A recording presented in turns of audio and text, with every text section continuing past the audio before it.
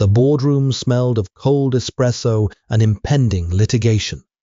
Beatrice watched a man in a grey uniform drag a damp rag across a $100 million error. He wasn't erasing it. With a blue dry erase marker, he was fixing it. And his 6-year-old daughter was asleep in his mop cart. At 2:14 a.m., the 73rd floor of the Omnicorp Tower did not feel like the apex of global finance. It felt like a mausoleum. Beatrice Cole sat in her office, nursing a glass of lukewarm tap water because her stomach lining had eroded too far to tolerate scotch. She was 48, worth $2.4 billion on paper, and exhausted down to the marrow of her bones. The HVAC unit hummed a low, synthetic drone, pumping recycled, hyper-filtered air into the room. It smelled faintly of ozone and carpet glue. Through the floor-to-ceiling glass wall of her office, the city below was a grid of amber and white. She wasn't looking at the city. She was staring at the glass partition of the primary engineering pod across the hall. Tomorrow at 9 a.m., the company was initiating a core system migration. It was a merger integration, absorbing a European fintech giant's user base into Omnicorp's central ledger. The project was 6 months overdue. The board was breathing down her neck. If it failed, if the database corrupted or dropped transactions, the SEC fines alone would hollow out their quarterly earnings. The stock would tank. Beatrice would be ousted. The lead architect, a 30-something guy named Richard, who wore $400 sneakers and spoke in Silicon Valley riddles, had left a sprawling architectural diagram on the main whiteboard, a web of circles, arrows, and SQL logic. Richard had gone home at midnight, assuring her the automated deployment was flawless. Beatrice didn't code anymore, not since the late 90s, but she understood systems. She understood logic. And for the last hour, she had been staring at the bottom left quadrant of Richard's whiteboard, feeling a slow, icy knot tighten in her gut. There was a loop, a migration script tied to the user authentication tables. If she was reading it right, the garbage collection process was asynchronous. It wouldn't wait for the primary keys to verify. It would just wipe them. Millions of accounts, stripped of their identifying markers. Gone. She rubbed her temples, pushing her thumbs hard against the skin until it hurt. I'm paranoid, she thought. Richard is paid $2 million a year. He didn't miss this. That was when the elevator chimed in the lobby. Beatrice froze. The night shift security rarely came up here unless paged. She watched through the blinds as the frosted glass doors parted. A cleaning cart rolled out, wheels squeaking rhythmically against the polished hardwood. Pushing it was a man in a faded, ill-fitting grey uniform. He looked to be in his late 30s, his shoulders slumped with the heavy, permanent fatigue of manual labor. The harsh, fluorescent hallway lights cast deep shadows under his eyes. Beatrice stayed in the dark of her office. She watched him pull a plastic spray bottle from the cart. The sharp, abrasive scent of industrial lemon and ammonia seeped under her door a moment later. He moved methodically, emptying trash cans, wiping down the steel edges of the standing desks. He was invisible, the kind of person Beatrice walked past a dozen times a week without registering. Then he stopped in front of Richard's glass office. The man stared at the whiteboard. He stood there for a long time, the damp rag hanging limply from his hand. He tilted his head. He took a step closer. Beatrice held her breath. What is he doing? The man reached into his breast pocket and pulled out a pair of cheap, wire-rimmed reading glasses. He pushed them onto his face. He scanned the board, his eyes darting back and forth across the sprawling architecture. Then he reached toward the tray at the bottom of the board and picked up a blue dry erase marker. Anger, hot and immediate, flared in Beatrice's chest. The audacity. This was proprietary data. This was a critical infrastructure map. She stood up, her bare feet silent on her carpet. She had kicked off her heels hours ago. She walked to her door, grabbing the brass handle. She was going to end his employment right there. But she didn't turn the handle. The janitor uncapped the marker. He didn't just doodle. He stepped up to the bottom left quadrant, the exact spot that had been giving Beatrice a migraine, and drew a swift, definitive line through Richard's asynchronous loop. Squeak, squeak. The sound of the marker on the glass was loud in the dead quiet of the floor. He wrote quickly, his handwriting jagged but legible. He added a staging parameter. He wrapped the execution in a transaction block. He wrote out a completely new indexing logic, redirecting the garbage collection to a temporary silo until the primary keys were validated. Beatrice's hand slipped off the doorknob. He was fixing it. He wasn't just fixing it. He was rewriting it with an elegance that made Richard's original logic look like it had been drafted by a toddler.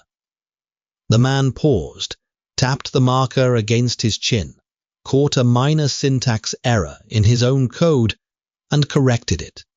Beatrice pushed her door open. The click of the latch echoed like a gunshot. The man flinched violently, spinning around. The blue marker clattered to the floor, rolling under a desk. "I'm sorry," he stammered immediately, his hands flying up in a universal gesture of surrender. I was just cleaning." Beatrice stepped into the light of the hallway. She didn't look at him. She walked straight past him, her stockinged feet silent, until she stood inches from the glass board. She read what he had written. It was airtight. It was perfect. It saved the migration. It saved the company. She turned to look at him. Up close, he smelled of sweat, cheap laundry detergent, and the biting sting of bleach. His face was pale. "What's your name?" she asked. Her voice was flat, rasping. "David, Mom. David Miller. Please, I was just looking." "You were altering proprietary system architecture," Beatrice said, her tone devoid of warmth. "Do you know what this board represents, David?" "It's an Azure cloud migration script," he said quietly, looking at the floor. "And it was going to crash. The async garbage collector would have decoupled the primary keys. It would have wiped your entire user index." He knew. Beatrice stared at him. She looked at his hands, calloused, nails cracked, gripping the rag like a lifeline. "Where did you learn to write SQL like that?" David swallowed hard. "I used to be a database engineer. Before."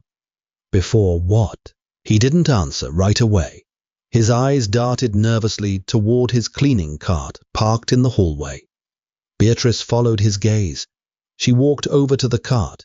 It was a standard grey plastic rig, loaded with trash bags and chemicals. But draped over the bottom shelf, tucked tightly between a box of paper towels and a bucket, was a faded, pink, puffy jacket. Beneath the jacket, curled into a tight ball, a child was sleeping, a little girl, maybe 6 years old. She had dark hair sticking to her cheeks, her thumb resting loosely near her mouth. One of her sneakers had a hole near the toe. She was breathing softly, oblivious to the fluorescent glare and the tension crackling in the air above her. Beatrice felt a strange, uncomfortable tightening in her throat. She hated it. She despised sentimentality. Sentimentality was a liability in her world. She looked back at David. The man looked completely broken. "I couldn't afford a sitter tonight," David whispered, his voice cracking. "She usually sleeps in the utility closet on the 40th floor while I do the rounds. I brought her up here because it's warmer near the servers. Please, don't call the police. I'll erase it. I'll leave." Beatrice looked from the sleeping child to the $100 million fix on the glass wall.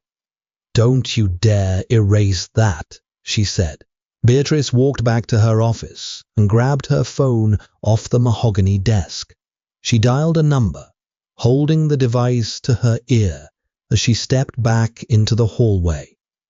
David hadn't moved. He stood paralyzed, hovering protectively near the cart, his eyes fixed on Beatrice.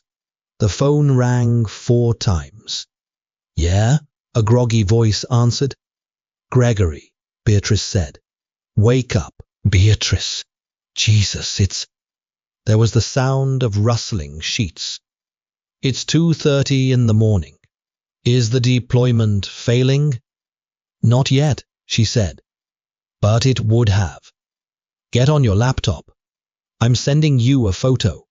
She held up the phone, snapping a clear picture of the whiteboard, specifically the bottom left quadrant where the blue marker overlay the black. She hit send. "Look at the indexing logic," Beatrice commanded.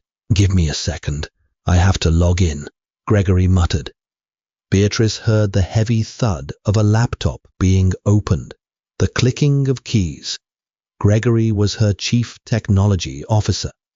He pulled in $3.5 million a year, plus stock options.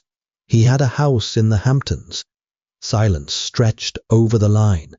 10 seconds. 20. "Gregory." "I'm looking, Beatrice. I'm looking." His voice had lost its sleepiness. It was suddenly thin, tight. Beatrice watched David. The janitor was trembling slightly. The adrenaline of being caught was wearing off, leaving behind stark terror. He thought his life was over. He thought this billionaire CEO was calling security to throw him in a cell, leaving his daughter to the foster system. "Beatrice," Gregory said softly. "Tell me what you see, Greg. Who wrote this?" "Just answer the question." Beatrice heard him exhale, a shaky, hollow sound. "The original logic. Richard's logic. The async collector. It was exposed. If we ran this at 9 a.m., it would have dropped the user ID columns before the migration committed. It would have orphaned the data." "How much data?" "All of it," Gregory whispered. "Every account from the European merger. It would have been irreversible. $100 million in fines," Beatrice said, her voice dropping to a dangerous, quiet register. "A blocked merger. A collapsed stock. And you and Richard signed off on it at 5 p.m. today."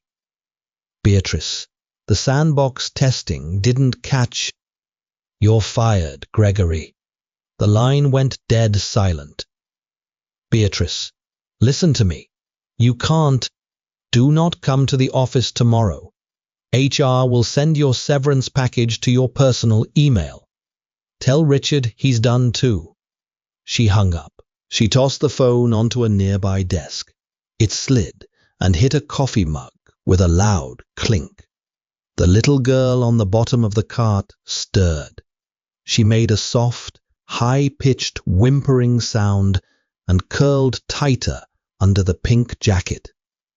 David instinctively reached out, resting a calloused hand on the girl's shoulder through the coat, patting her gently until she settled. Beatrice watched the interaction. The sheer, absurd contrast of it all made her dizzy.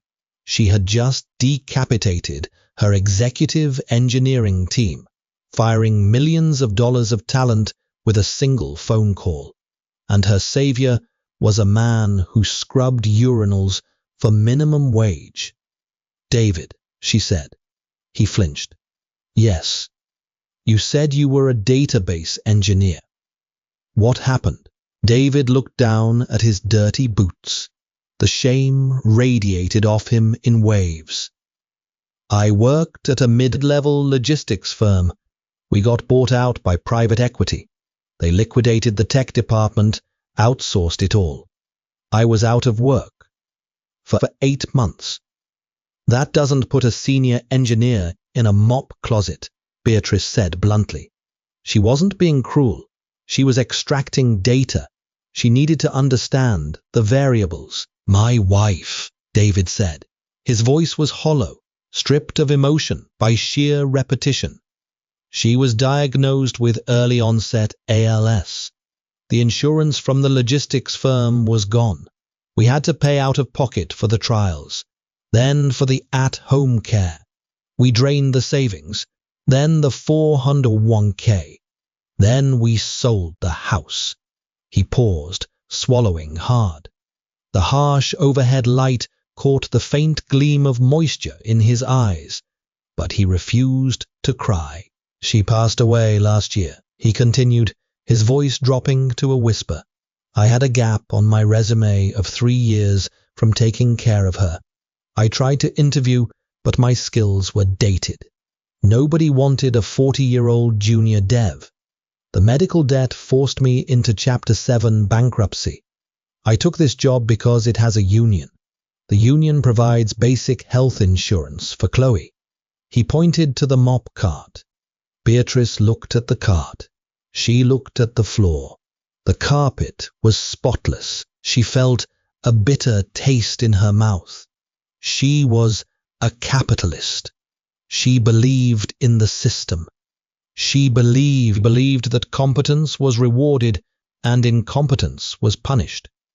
But standing here, looking at the blue marker on the glass, the system felt like a bad joke.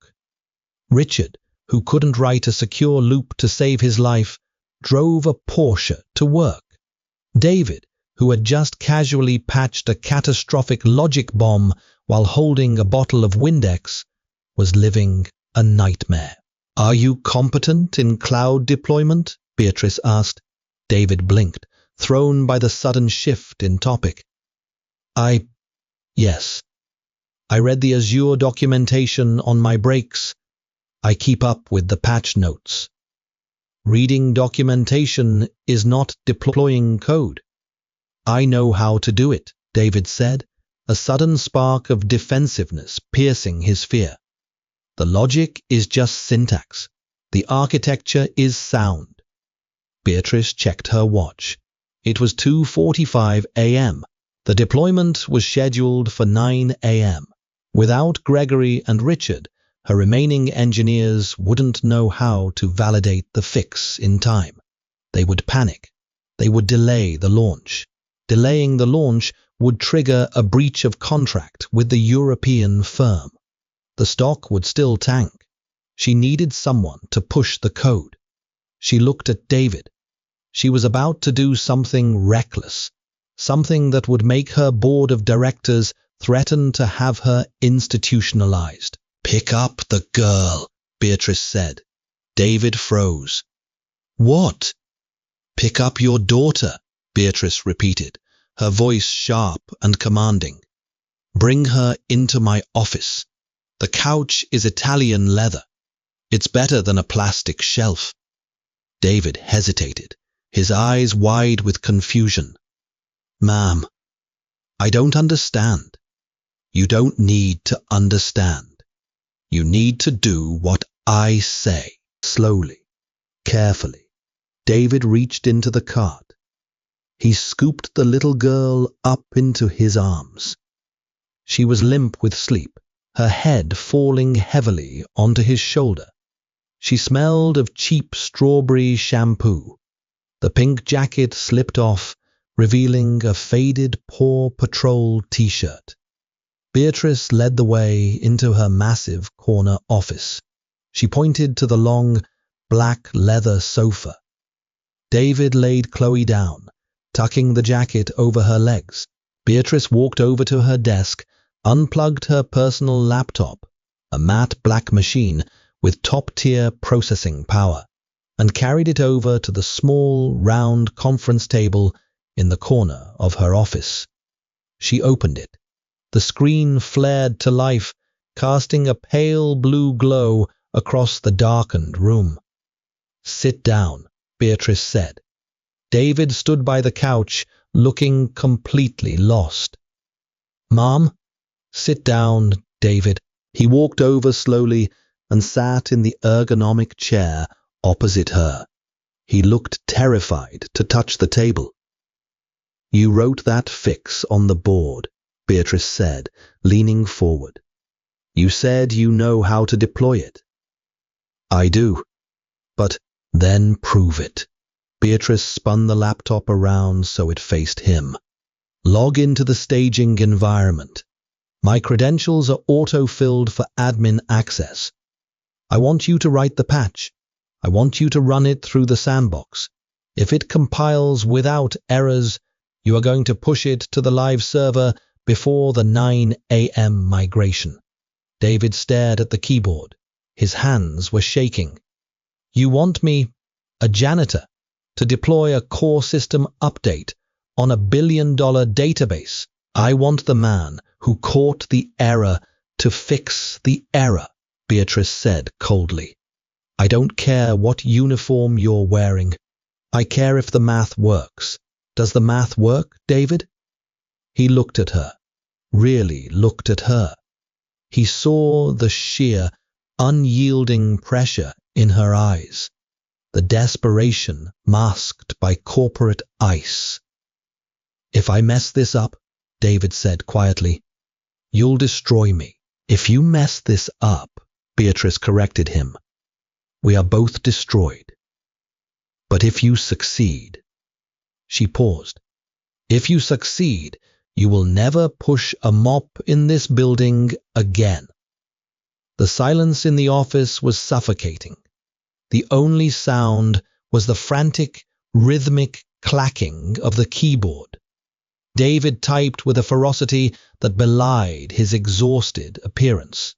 His fingers flew across the keys, his posture hunched, his face bathed in the harsh white light of the terminal window. Beatrice stood by the window, looking out at the city, arms crossed tightly over her chest. Her ulcer was screaming. She had just handed the keys to her entire digital kingdom to a man she met 45 minutes ago. It was a massive breach of protocol. It was likely illegal under several corporate governance laws. But Beatrice hadn't built a multi-billion-dollar empire by playing it safe. She built it by recognizing leverage. "How's the syntax?" she asked, not turning around. "Clean," David muttered, his voice dropping into the steady, monotone rhythm of a developer deep in the zone. "I'm wrapping the original script, bypassing Richard's garbage collector entirely, building a temporary holding table for the primary keys. It'll add maybe 4 seconds to the total migration time, but it ensures 0 data loss. 4 seconds is acceptable." Another 10 minutes passed. From the couch, a soft voice broke the silence. "Daddy?" David's hand stopped instantly. He spun around in the chair. Chloe was sitting up on the leather sofa, rubbing her eyes. She looked around the massive, shadowy office, her gaze lingering on the abstract art on the walls and the sweeping view of the skyline. She looked scared. "It's okay, Bug," David said softly. his entire demeanor softening. The sharp, technical edge vanished, replaced by a desperate, weary warmth. "Daddy's just doing some computer work. Go back to sleep." "I'm thirsty," she mumbled. David looked around the room, panicking slightly. He didn't have his water bottle from the cart. He looked at Beatrice, a silent plea in his eyes. Beatrice stared at the child. Children were a foreign concept to her. She had sacrificed family for the boardroom. She walked over to her personal mini-fridge hidden behind a panel of oak. She opened it. It was stocked entirely with Voss sparkling water and chilled espresso shots. She pulled out a heavy glass cylinder of water. She realized immediately the girl couldn't drink from the heavy glass without spilling it. Beatrice walked over to her desk, picked up a clean paper coffee cup, and poured the $40 water into it. She walked over to the couch and held it out. Chloe looked at the cup, then up at Beatrice. Her eyes were wide. "Are you the queen of the building?" Beatrice felt a strange, sharp pain in her chest. She forced a rigid, awkward smile. "Something like that." "Drink." Chloe took the cup with 2 hands and drank greedily. When she was done, she handed it back. "Thank you, Queen." She lay back down, pulling the pink puffy jacket up to her chin. Within seconds, her breathing evened out. Beatrice stood there, holding the empty paper cup. She looked over at David. He was watching her, an unreadable expression on his face. "She's a good kid," David said quietly. "Get back to work," Beatrice snapped, tossing the cup into a sleek metal trash can. She walked back to the window, angry at herself for feeling something. Empathy was dangerous. It clouded judgment. She needed to view David as a tool, a mechanism to save her company, not as a tragic hero. At 4:15 a.m., David hit the enter key with a definitive clack. "It's done," he said. He leaned back in the chair, running a trembling hand through his hair. "The patch is written. It's loaded into the sandbox environment." Beatrice walked over and stood behind him, staring over his shoulder at the screen. "Run the simulation." David typed a single command line and hit enter. A progress bar appeared on the screen. Simulating database migration, initializing temporary tables, bypassing asynchronous garbage collection. The bar crawled across the screen. 10%, 30%. Beatrice gripped the back of David's chair. She could smell the cheap soap on his uniform again, but she didn't care. She watched the screen. If the bar turned red, if the error popped, she was ruined. 50%, 70%. David's breathing was shallow. He was gripping the edge of the desk so hard his knuckles were white. Validating primary keys. Commit successful. The bar turned a solid, vibrant green. Errors, 0. Data loss, 0%. Beatrice let out a breath she felt like she had been holding for 2 hours. The tension drained out of her legs so fast she had to lean heavily on the chair to keep from stumbling. "It works," David whispered. He sounded shocked. He stared at the green bar as if it were a mirage. "It actually compiled." "Of course it did," Beatrice said. Her voice was steady now. The panic was gone, replaced by a cold, calculating clarity. She looked at the clock. 4:30 a.m. "Push it to the live server," she commanded. David hesitated. "Ma'am, pushing code directly to the live environment without QA sign-off. If something goes wrong in the real-world deployment, there is no rollback. It's a hard commit." "Push the code, David." He swallowed hard. He typed the override commands. He bypassed 3 different security warnings, using Beatrice's admin credentials. He initiated the deployment sequence. A new bar appeared. This one didn't simulate. It overwrote, deploying patch to production. The silence returned. This was the point of no return. Beatrice watched the blinking cursor. She thought about Gregory, sleeping in his mansion. She thought about Richard, completely unaware that his catastrophic failure had just been overwritten by a man he probably didn't even know existed.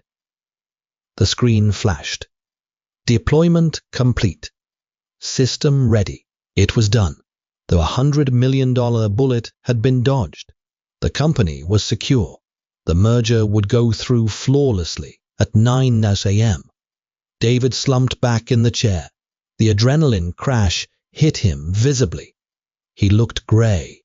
He looked over at the couch, where Chloe was still sleeping peacefully. "You saved my company," Beatrice said. It was a statement of fact, devoid of any warm, fuzzy gratitude. David looked up at her. "Am I going to jail?" Beatrice looked at him. She saw a man battered by a system that she helped perpetuate. A man who had lost everything because he couldn't afford to keep his wife alive, while she fired men who made millions for making basic errors. The cynical part of her brain told her what to do.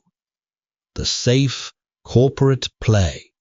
She should give him a $10,000 bonus, a non-disclosure agreement to sign, and tell him to go back to pushing his mop. It was clean. It tied up loose ends. It protected the company's image. You don't put a janitor on the engineering team. The board would have a fit. She walked over to her desk and opened the center drawer. She pulled out a heavy, cream-colored checkbook. David watched her. He knew what was coming. The payoff. The dismissal. He had lived enough life to know how power worked. Power didn't elevate people like him. It used them and paid them to stay quiet.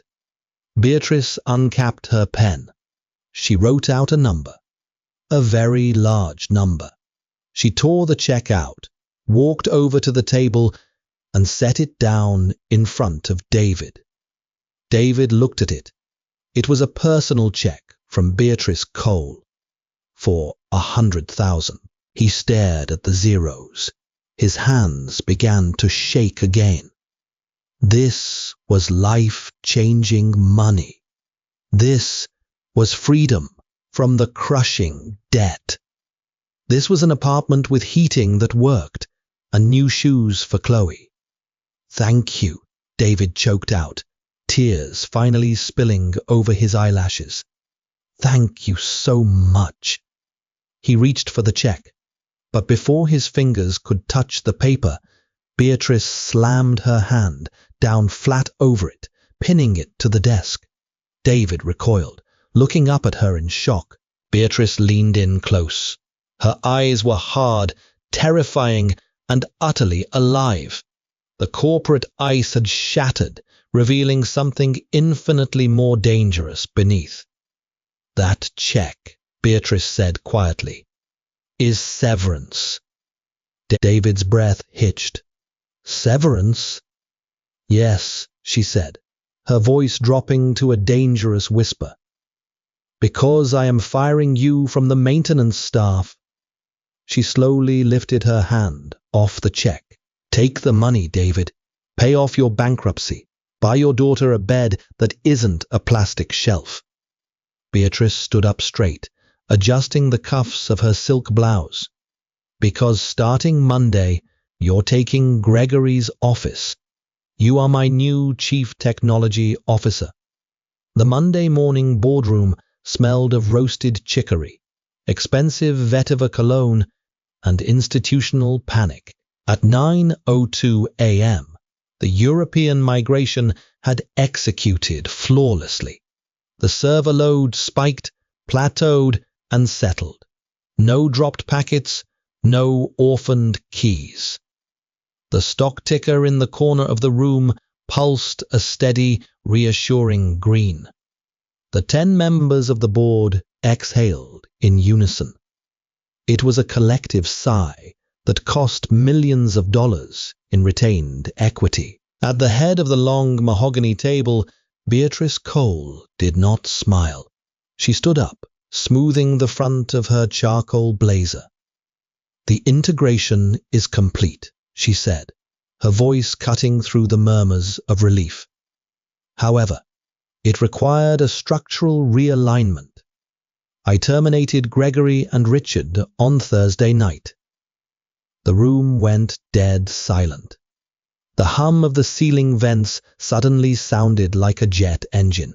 Harrison, the board chairman, a man whose face looked like it was carved from cured leather, dropped his Mont Blanc pen.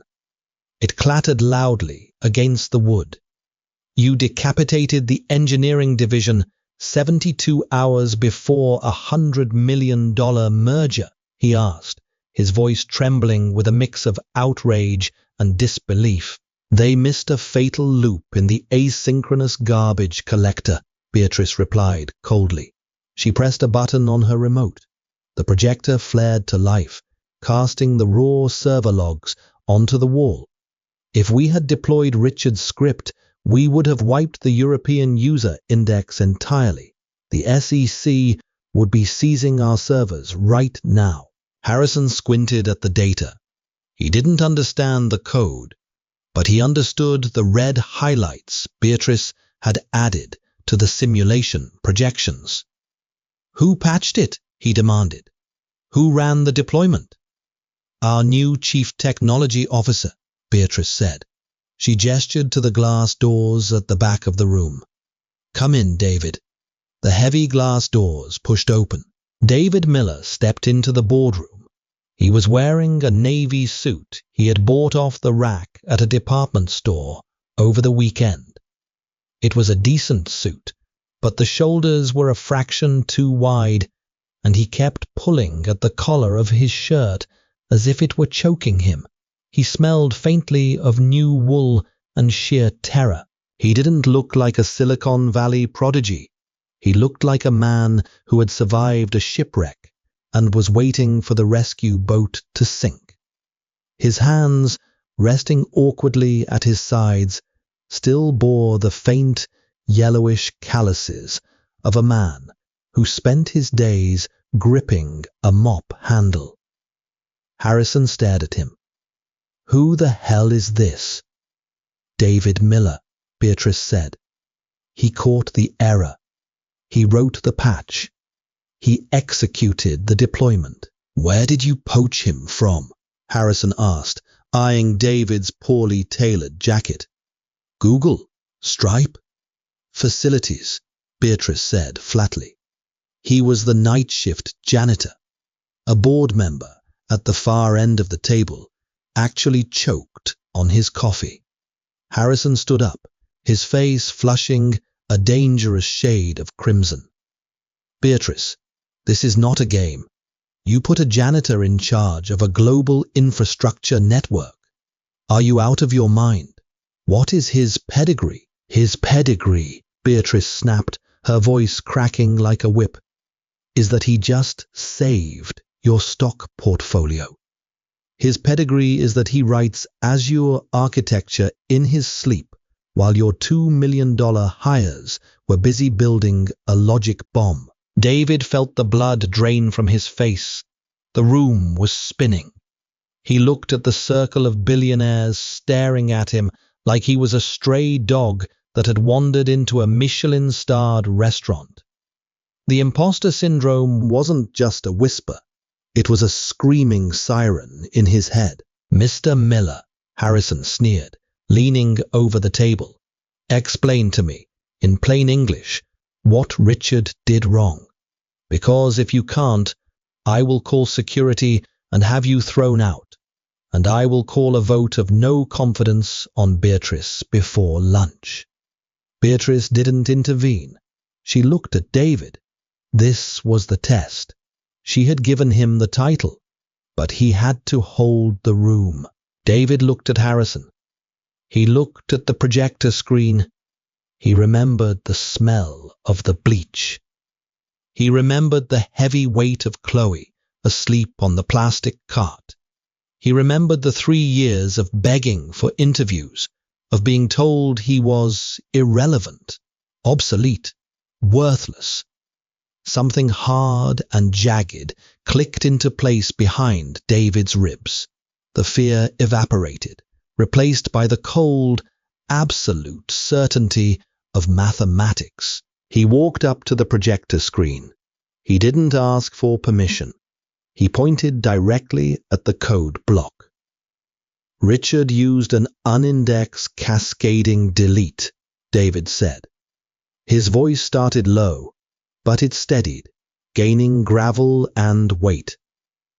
"He treated the database like a flat file. In a high-latency environment, the garbage collector fired before the foreign key constraints could lock. It's a rookie mistake. It assumes the network will wait for the database. Networks don't wait." He turned to look directly at Harrison, his eyes dead and entirely devoid of intimidation. "The system doesn't care about my resume, Harrison. The compiler doesn't care what suit I wear. The logic either holds or it breaks. Richard's broke. Mine held. Any other questions?" Harrison stared at David for a long, agonizing moment. He looked at the green ticker on the monitor. He slowly sat back down. "Make sure his badge is updated," Harrison muttered, looking away.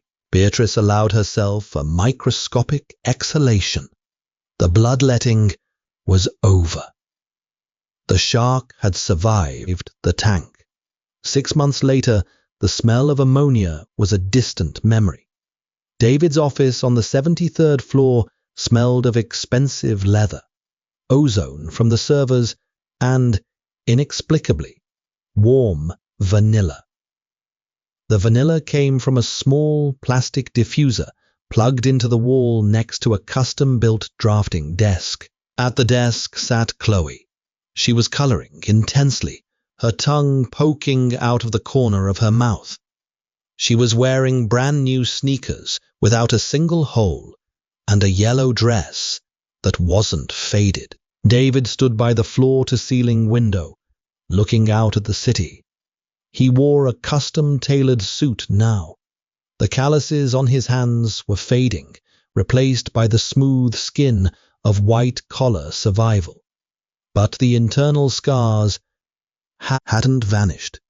He still found himself hoarding packets of crackers from the executive cafeteria. He still checked his bank account balance every morning at 6:00 a.m., terrified the zeros would vanish like a database error. Poverty leaves a ghost in the machine that never truly uninstalls. The glass door of his office clicked open. Beatrice walked in. She was holding a stack of quarterly projections. She didn't knock. She never knocked. "The latency reports from the Asian servers are down by 4%, Beatrice said, dropping the file onto his desk. "Whatever you did to the routing tables over the weekend worked." "I localized the cache," David said, turning around. "Saves the round trip to the central hub." Beatrice nodded. She glanced over at Chloe. Beatrice was still incredibly awkward around the child. She didn't know how to speak to her, so she usually just brought her high-end corporate swag. Today, she placed a sleek, brushed aluminum Omnicorp water bottle on the edge of Chloe's desk. "For the hydration," Beatrice said stiffly. "Thank you, Queen," Chloe chirped, without looking up from her drawing. Beatrice's mouth twitched, the closest thing she had to a smile. She looked back at David. "Board meeting at 2:00, she said. "Harrison is going to complain about server costs. I need you to bury him in technical jargon until he gets a headache and approves the budget." "Consider him buried," David said. Beatrice turned to leave, her hand on the heavy glass door. She paused, looking back at the massive whiteboard on David's wall.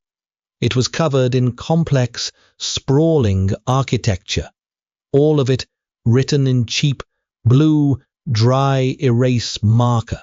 "You know," Beatrice said quietly, the corporate armor slipping for just a fraction of a second. "They still whisper about it. The other executives. They think I made a charity hire to fulfill some bizarre savior complex." David picked up a blue marker, rolling it between his fingers. The smooth plastic felt grounding. Real. "And what do you tell them?"